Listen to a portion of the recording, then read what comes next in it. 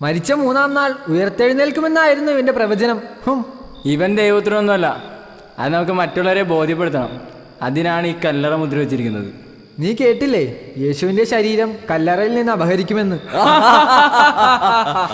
അങ്ങനെ എങ്ങാനും സംഭവിച്ചാൽ ആ കൊണ്ടുപോകുന്നവന്റെ ശരീരം ഇവിടെ കിടന്ന് വിടയും.